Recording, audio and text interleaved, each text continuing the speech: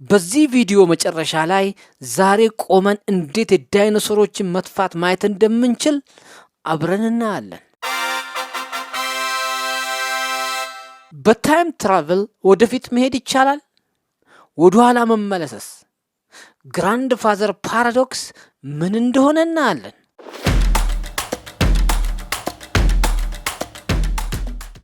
የሰው ልጅ የስፔስ ታይም ግንዛቤው ምን ደረጃ ላይ ይገኛል? ተግባራዊነቱስ?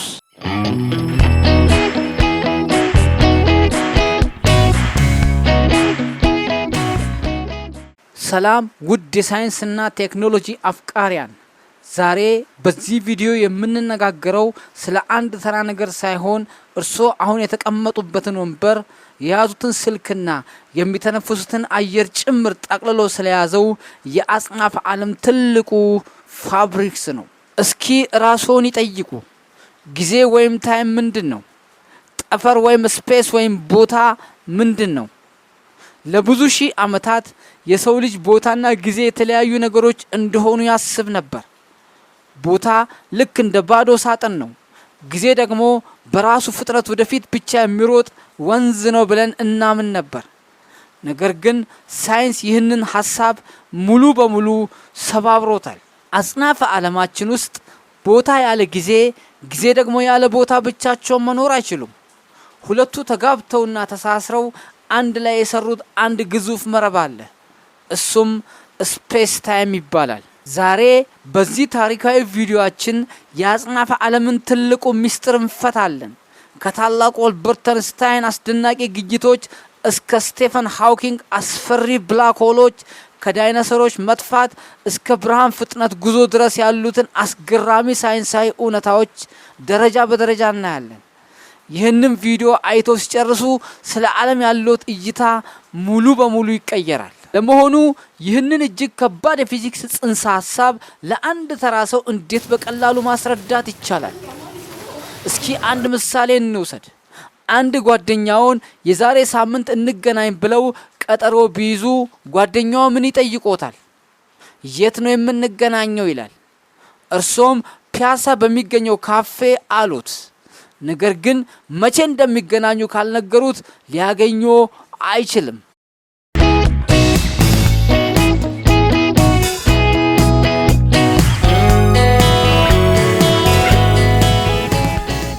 በተቃራኒው ደግሞ ከቀኑ 10 ሰዓት ላይ እንገናኝ ብለው ሰዓቱን ወይም ጊዜ ወይም ታይም ብቻ ቢነግሩትና ቦታውን ካልነገሩት አሁንም ቀጠሮ አይሰራም። ይህ የሚያሳየን በአጽናፈ ዓለማችን ውስጥ ማንኛውም ክስተት ወይም ኢቨንት እንዲፈጠር ቦታና ጊዜ አንድ ላይ መገኘት አለባቸው። እኛ የምንኖረው በሶስት ልኬቶች ወይም ዳይሜንሽንስ ውስጥ እንደሆነ እናስባለን። 1 ወደ ጎን ወይም ዊድስ፣ 2 ወደፊትና ኋላ ወይም ሌንግዝ፣ 3 ወደ ላይና ታች ወይም ሄይት። ነገር ግን ሳይንቲስቶች አራተኛው ልኬት ጨመሩበት። እሱም ጊዜ ወይም ታይም ነው። እነዚህ 4 ልኬቶች አንድ ላይ ሲጣመሩ ስፔስ ታይም ይባላሉ። እስቲ የስፔስ ታይም ዝርግ ጨርቅን በተግባር እንመልከት። ይህንን ጨርቅ ወይም ዝርግ በአይናችን ማየት አንችልም። ነገር ግን ለመረዳት አንድ ቀላል ምሳሌ እንውሰድ። አንድ ትልቅ ኤላስቲክ አልጋ ትራምፖሊን በምናቦ ያስቡ። ይህ አልጋ ባዶ ሆኖ ሳለ ጠፍጣፋ ነው። አሁን ግን መሃሉ ላይ አንድ የከበደ የብረት ኳስ ለምሳሌ 10 ኪሎ ግራም የሚመዝን ብናስቀምጥበት ምን ይሆናል? ላስቲኩ ወርታች ይጎተታል ወይም ይጎደጉዳል አይደል? አሁን በዚህ ግዙፍ ጨርቅ ጎድጓዳ ዙሪያ ትንሽ የፒንግ ፖንግ ኳስ ብናንከባልል ኳሷ ወደ መሃል እየተሳበች ትዞራለች። ልክ እንደዚሁ አጽናፈ ዓለማችን የተሰራበት የስፔስ ታይም ዝርግ ጨርቅ ግዙፍ አካላት ሲቀመጡበት ይጎደጉዳል፣ ይታጠፋልም። እንደ ፀሐይና ምድር ያሉ ግዙፍ አካላት በዚህ የጠፈር ጨርቅ ላይ ሲቀመጡ ጨርቁን ያጎደጉዱታል።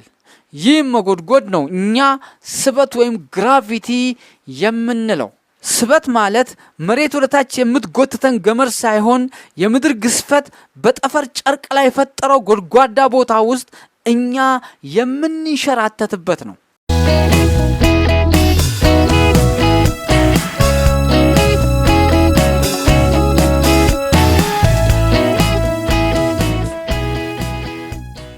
ይህንን እጅግ አስደናቂ ሐሳብ መጀመሪያ ያመጣው ማን ነው?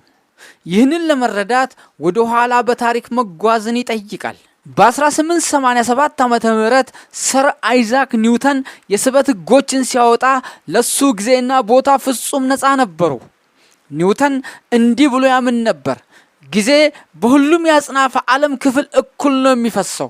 እዚህ ምድር ላይ የሚፈሰው 1 ሰከንድና ሩቅ በሆነው ጋላክሲ ውስጥ የሚፈሰው 1 ሰከንድ እኩል ናቸው።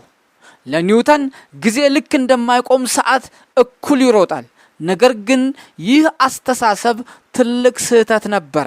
ብዙዎቻችን ስፔስ ታይም ሲባል በአእምሮአችን የሚመጣው አልበርት አንስታይን ብቻ ነው።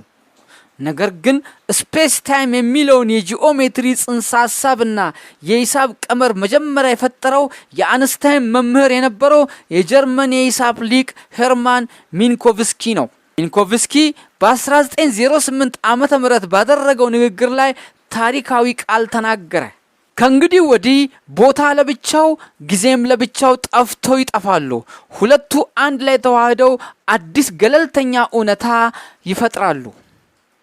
አንስታይን መጀመሪያ ላይ ይህንን የመምህሩን የጂኦሜትሪ ቀመር ትርጉም የሌለው የሂሳብ አባዜ ብሎት ነበር።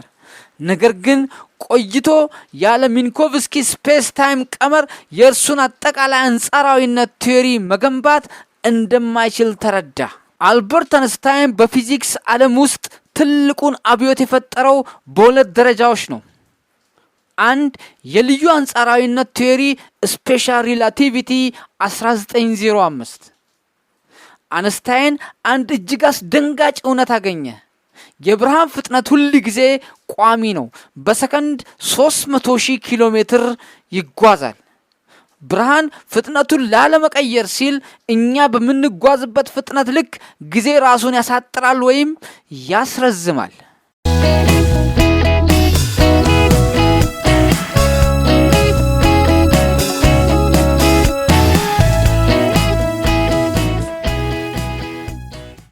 ቀላል ምሳሌ፣ ሁለት መንትያ ወንድማማቾችን አስቡ። አንደኛው ምድር ላይ ሲቀር ሁለተኛው ግን በብርሃን ፍጥነት በሚጓዝ መንኮራኩር ውስጥ ወደ ጠፈር ተጓዘ። ከ10 ዓመት በኋላ መንኮራኩሩ ወደ ምድር ሲመለስ ጠፈር የሄደው ወንድሙ ገና ወጣት ሆኖ ሲገኝ፣ ምድር ላይ የቀረው ወንድሙ ግን ሽማግሌ ሆኖ ይጠብቀዋል። ይህ የጊዜ መለጠጥ ወይም ታይም ዳይሌሽን ይባላል። ፍጥነትህ በጨመረ ቁጥር ላንተ ጊዜ ቀስ እያለ ይሄዳል። ሁለት የአጠቃላይ አንጻራዊነት ቲዮሪ ጀነራል ሪላቲቪቲ 1915። ይህ አንስታይንን የዓለማችን ትልቁ ሳይንቲስት ያደረገው ግኝት ነው። አንስታይን ስበት ማለት እርስ በርስ የሚሳሳቡ ኃይሎች ሳይሆኑ ግዙፍ አካላት በስፔስ ታይም ዝርግ ጨርቅ ላይ የሚፈጥሩት መታጠፍ መሆኑን አረጋገጠ። ታላቁ ኮስሞሎጂስት ካርል ሴገን ስፔስ ታይምንና አጽናፈ ዓለምን ለተራው ሰው የፍቅር ያህል አቅርቦ ያስተማረ መምህር ነው። ሴገን እንዲህ ይል ነበር፣ እኛ የኮከቦች ትቢያዎች ነን። በአጽናፈ ዓለም ውስጥ ያለውን ስፔስ ታይምን ለመረዳት የምናደርገው ጥረት አጽናፈ ዓለም ራሱን በራሱ ለማወቅ የሚያደርገው ጥረት ውጤት ነው። ሴገን ስፔስ ታይምን ለማስረዳት ፍላትላንድ ጠፍጣፋው ምድር የሚል ምሳሌ ይጠቀም ነበር። ባለ 2 ልኬት 2 ዳይሜንሽን ዓለም ውስጥ የሚኖሩ ፍጡራን ባለ 3 ልኬት 3D አካል ሲያዩ ግራ እንደሚገባቸው ሁሉ እኛም በ3D ዓለም ውስጥ የምንኖር ፍጡራን 4ኛው ልኬት ጊዜም በአይናችን ማየት ስለማንችል ይከብደናል ይላል። ነገር ግን በሂሳብና በምናብ ልንረዳው እንችላለን።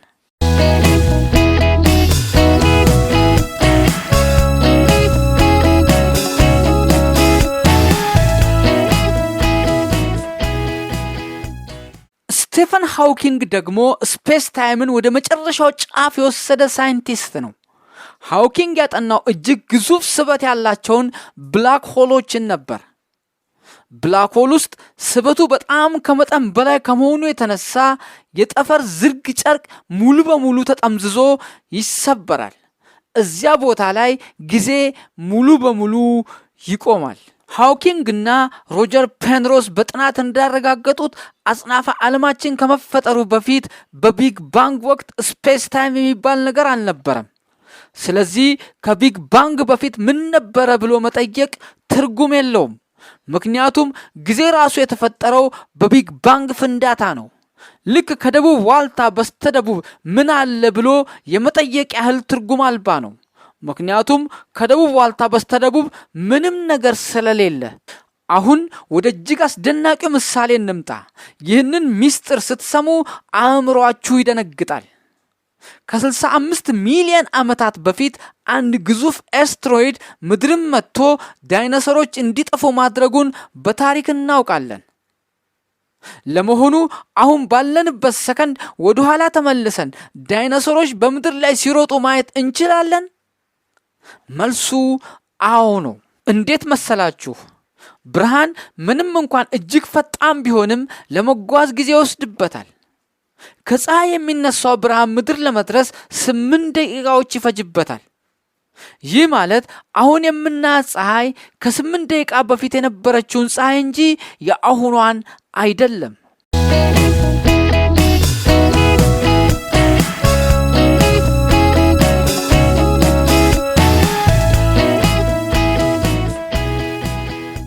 አሁን በምናባችሁ ከምድር 65 ሚሊዮን የብርሃን ዓመታት ላይት ይርስ ርቆ በሚገኝ ጋላክሲ ላይ ያለን አንድ ባዕድ አካል ወይም አላይን አስቡ።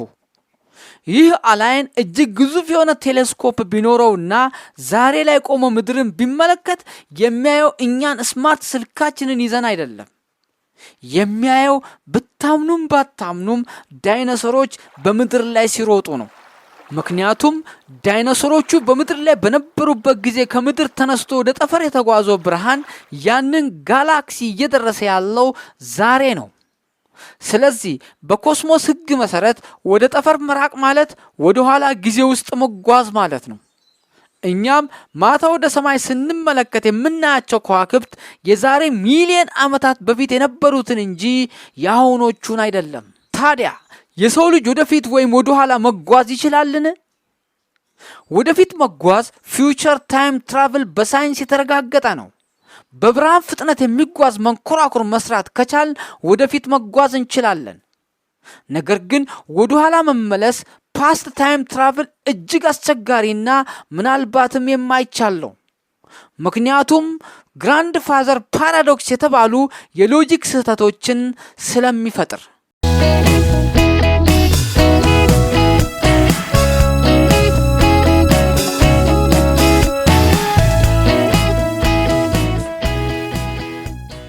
ውድ የተከበራችሁ የሳይንስና ቴክኖሎጂ አፍቃሪያን፣ ይህንን ሳይንስ ሞቲቬቲንግ ስቶሪስ ወይም አነቃቂ የሳይንስ ታሪኮች የሚለውን የዩቲዩብ ቻናላችንን ሰብስክራይብ በማድረግ ቤተሰብ ይሁኑ።